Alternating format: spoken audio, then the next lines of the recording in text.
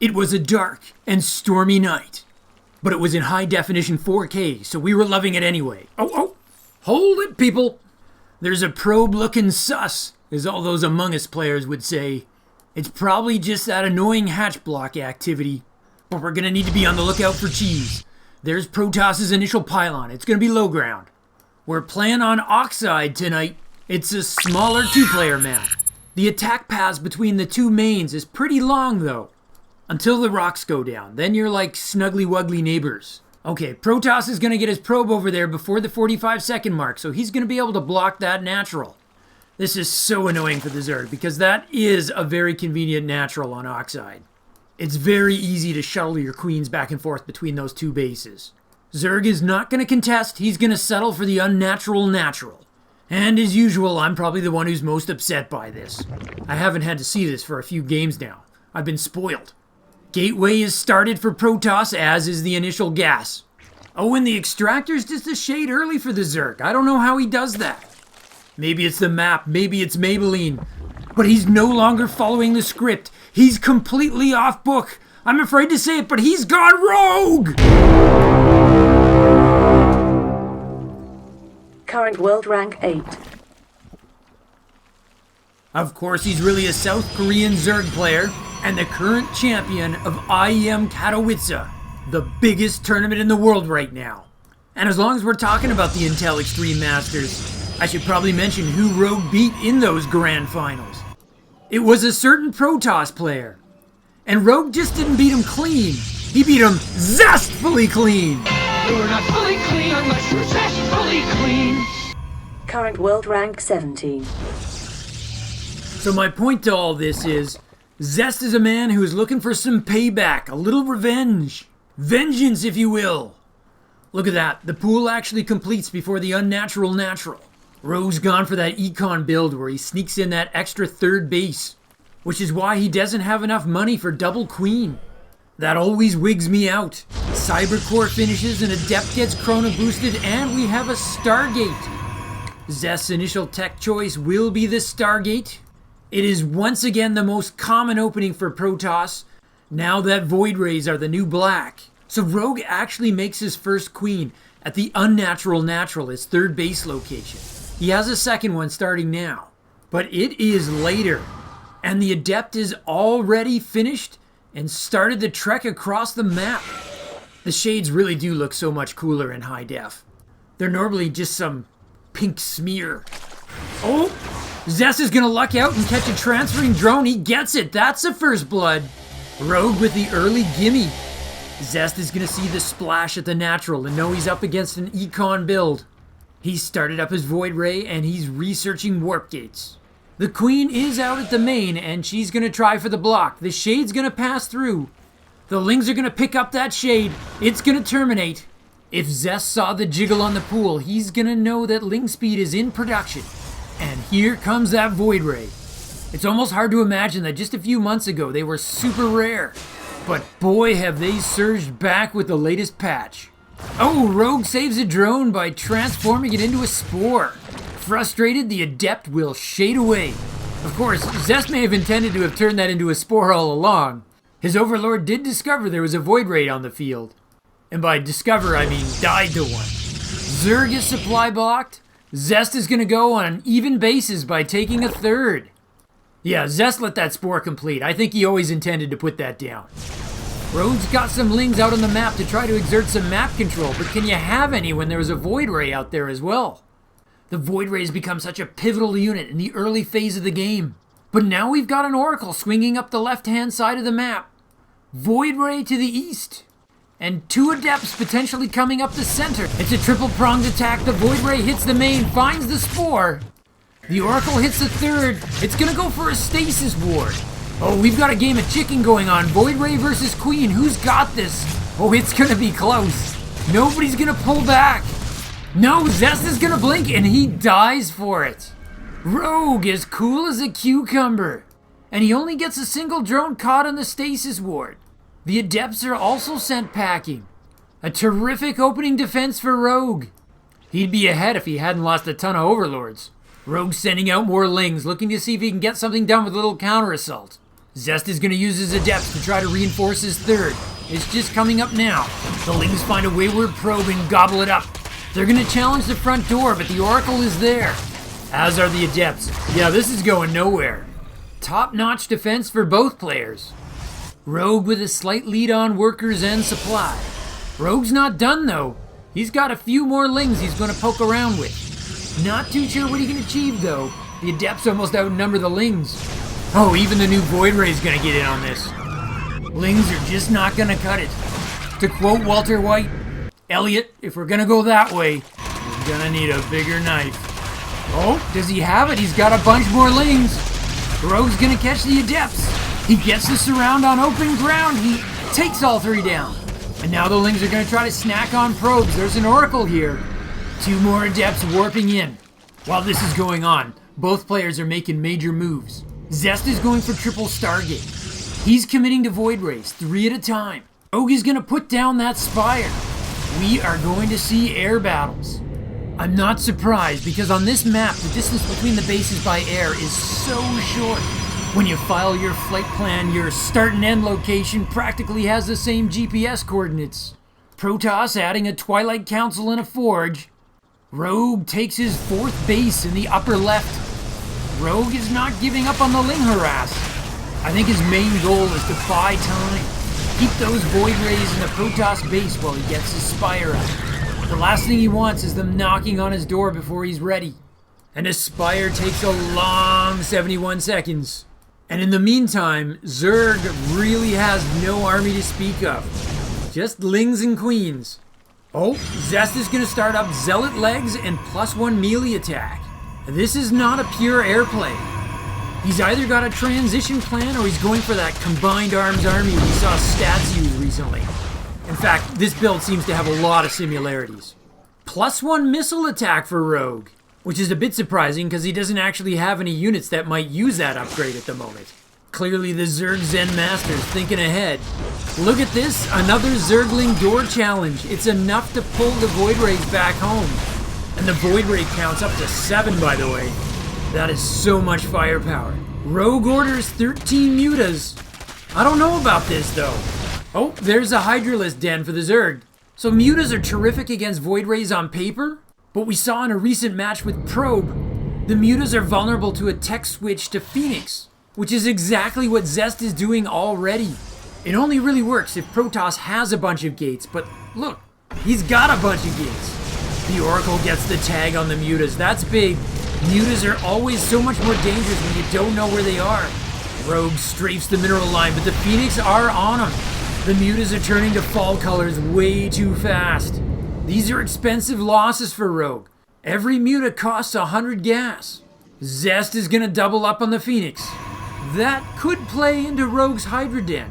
Rogue has halted the muta production. He's ordered 14 Hydras instead. Oh, it's an Archon Morph to save the lives of those Templar. A nice piece of emergency micro by Zest. Oh, but it goes to waste because the mutas bring it down anyway. The Skytops will chase those mutas off. They are so low on hit points now. Rogue is adding the +1 Hydra range upgrade. And he's taking a 5th base. That's his first forward base location. Rogue's hit that sweet spot of 80 workers. He's now got over 3,000 minerals coming in each minute. He will need to wield that econ advantage if he's going to push back against Zest's higher tech army. Oh, Zest has started up a warp prism. And he's adding gates. He's going for +2 melee attack, but also +1 air attack. It is going to be the combined arms army. I'm particularly stoked. Hydra range is just about to finish, and Hydra speed is queued up to follow. Oh man, those poor mutas are just ill-equipped to go one-on-one against those Phoenix. Zerg's 5th base is finished, and the Hydras are on the march. The warp prism is done. It looks like Zest is just about ready as well. Here come the Hydras. Rogue really wants to get within range of the Protoss buildings. Only then can he force Protoss's air to meet him. Rogue is at the doorstep, but does he have enough? He is trying to reinforce behind this. The mutas link up, but here comes the Protoss! Big time lifts. There's suddenly a lot less Hydras firing than there should be. Supplies are crumbling on both sides. Zest is warping in Zealots. The Hydras are starting to look a little bit lonely. There is guts and blood sprawled all over the sand. The Zerg reinforcements show up to find the rest of the army has been decimated. Rogue is going to retreat. The Zealots will harass. And the Phoenix are going to counter. Zest knows the Hydra count is at its lowest point right now. The Phoenix are free to do their thing, and that includes killing Overlords. The Queens can hold the Phoenix at bay, but not with the Zealots streaming in. Fortunately, the next round of Hydras have arrived just in time, but the Warp Prism adds 8 more Zealots.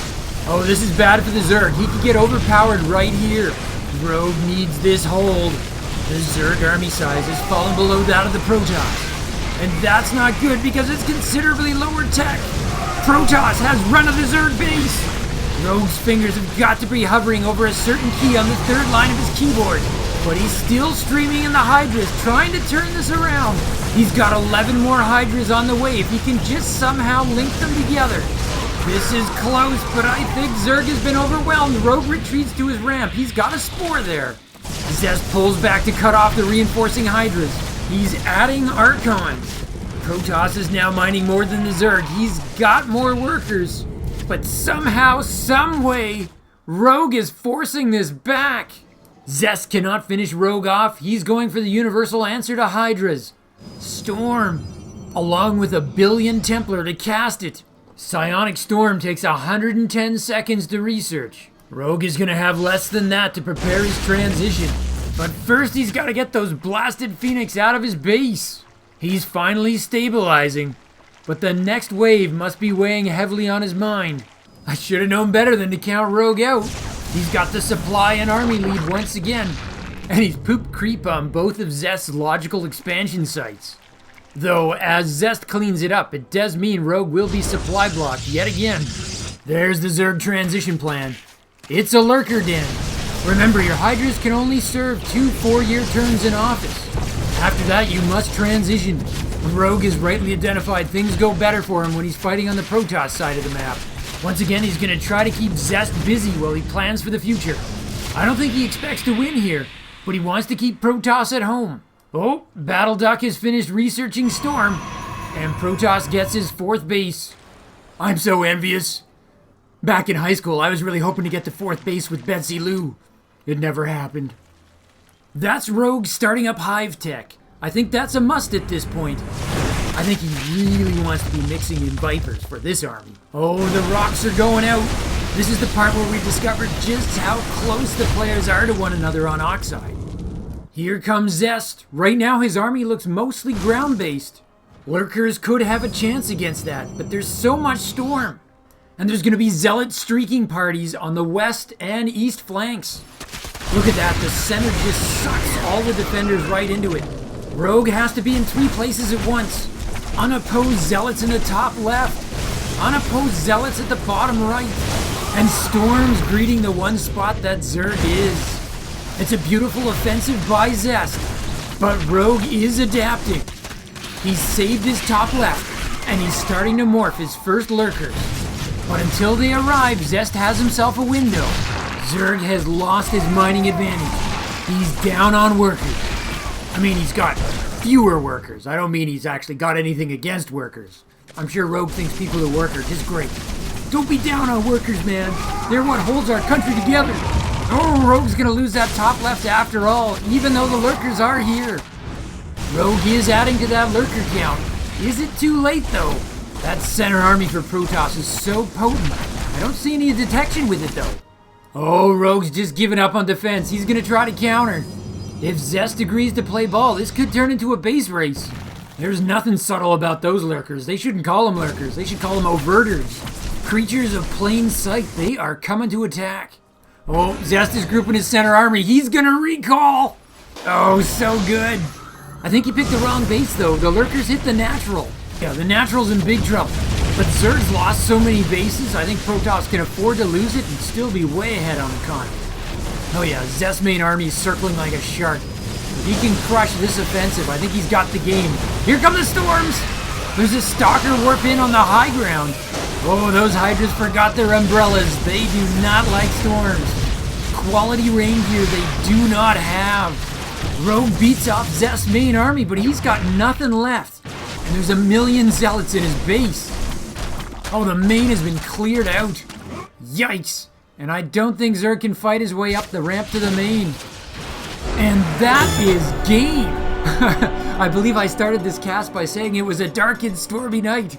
And how right I was. Yes, Rogue is an important X-Men, but don't forget Storm. Okay, I'll stop now.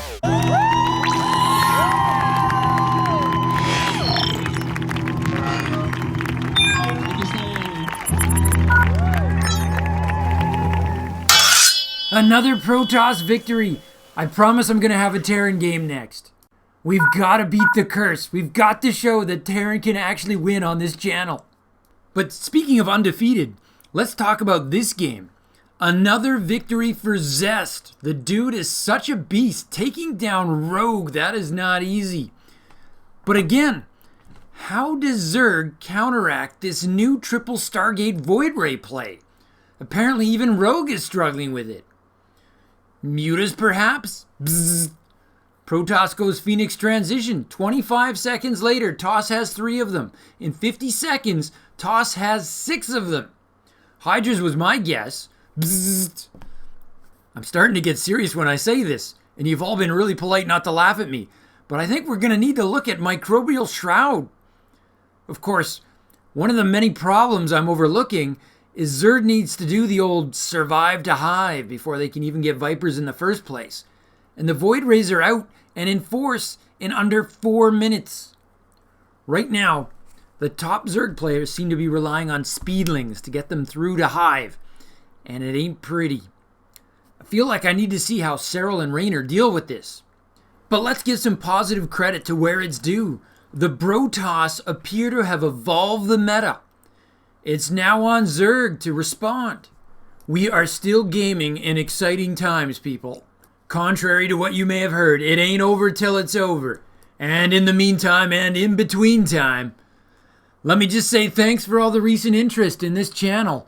You subscribers really keep me going. To continue your StarCraft journey, Nova advises you to click the video in the upper rectangle. But Kerrigan warns you to watch your 6 and click the video in the bottom rectangle. Or you can stimpack your StarCraft experience. Subscribe to Zugzwang StarCraft. Just hit the circle. From my base to yours, Zugzwang out.